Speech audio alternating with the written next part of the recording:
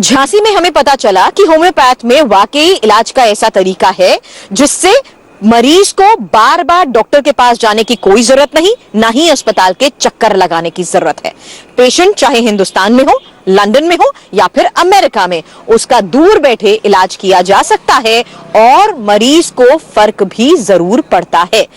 लेकिन अभी हमारे सामने इलाज के इस तरीके की आधी सच्चाई थी, इसलिए इलाज के इस तरीके का पूरा सच जानने के लिए हम पहुंचे एक ऐसी जगह जहां से इस तरीके को इजाद किया गया। ये स्ट्रोक्स, जब तक ये स्ट्रोक्स नहीं करेंगे तब तक ये मेडिसिन मेरी तैयार नहीं होगी। ट्रांसमिशन अब प्रोसेस शुरू हो जाएगा। ये होम्योपैथी का एनर्जी फॉर्म है। ड्रग्स ट्रांसमिट थेरेपी, होम्योपैथ में इलाज का एक नया तरीका।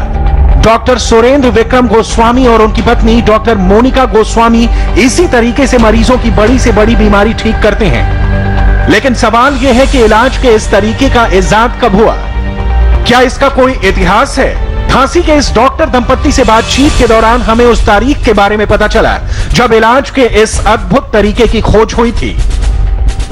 ये ड्रग ट्रांसमिशन जो थेरेपी चालू हुई, ये किसने शुरू करी? ये डॉक्टर बी साहनी 1967, जो कि पटना में इन्होंने इस चीज को खोजा और वहीं से शुरुआत हुआ।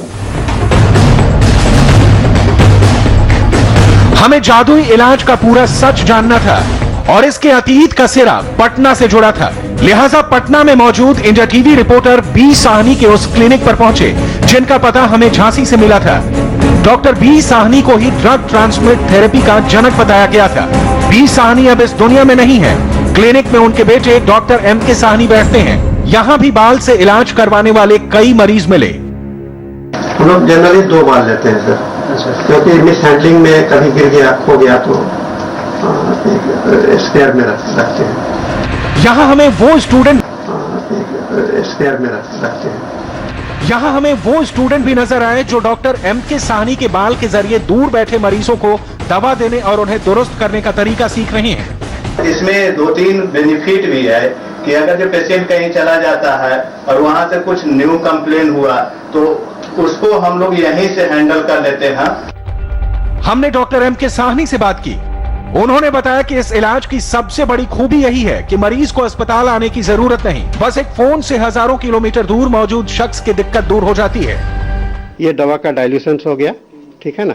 इस दवा का डाइल्यूशन करने के बाद में मैं इसके सिर से एक बाल ले रहा हूँ, तो बाल को इस दवा के साथ में डिप कर रहा हूँ। इस शीशी के अंदर में बाल आधा बाहर रहता है और आधा अंदर रहता है। तो ये बाल जो है तो दवा के संपर्क में आ गया। इसके बाद में हम इस पर 10 स्ट्रोक्स देते हैं, है ना। ये झटके देते हैं। 10 स्ट्रोक देने का पर्पस ये होता है कि ये इसके साथ में होमोजेनस मिक्सचर मेडिसिन का बन जाए, संपर्क बन जाए। सुना आपने, मरीज दुनिया के किसी भी कोने में हो, क्लिनिक से ही बाल के जरिए उस तक दवा पहुंच जाती है। मेडिसिन को पेशेंट लेता नहीं है, उसे खाता नहीं है। उस दवा को न खाया जाता है न लगाया जाता है। पेशेंट के शरीर से संपर्क, डायरेक्ट कांटेक्ट नहीं रहता है। फिर वो मेडिसिन काम कैसे करेगी यदि वो मेडिसिन आपके पास है, पेशेंट उसे ले नहीं रहा है तो? हम लोग इस थेरेपी में उसको इनडायरेक्ट वे में रिमोट सेंसिंग प्रोसेस से हम लोग पेशेंट के कांटेक्ट में लाते हैं।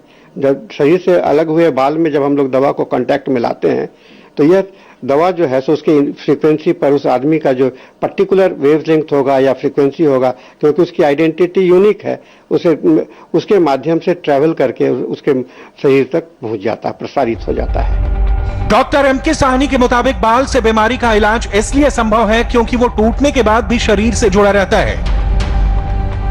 यूं समझ लीजिए कि बाल एंटीना की तरह काम करता है, मोबाइल की तरह नेटवर्क पकड़ता है और मरीज तक मेडिसिन पहुंचा देता है।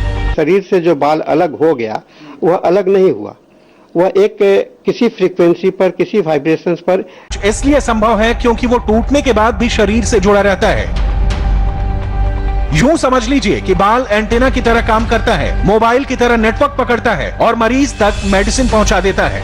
शरीर से जो बाल अलग हो गया वह अलग नहीं हुआ, वह एक किसी फ्रीक्वेंसी पर, किसी वाइब्रेशंस पर ये कनेक्टेड है।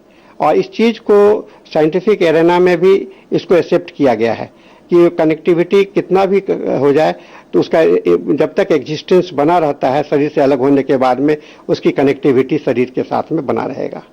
तो आप कह रहे हैं कि मेडिसिन में जब हेयर है तो उसकी एनर्जी वो उस पेशेंट तक पहुंचती रहेगी, ट्रांसमिट होता जाएगा। हमारी पड़ताल में इलाज का ये अद्भुत, अद्वितीय और अकल्पनीय तरीका सही साबित हुआ। हालांकि सच ये भी है कि अब तक ड्रग ट्रांसमिट थेरेपी को होम्योपैथ सोसाइटी ने पूरी तरह मान्यता नहीं दी है। पटना से नीतीश चंद्र के साथ सुरभि शर्मा, इंडिया टीवी, झांसी।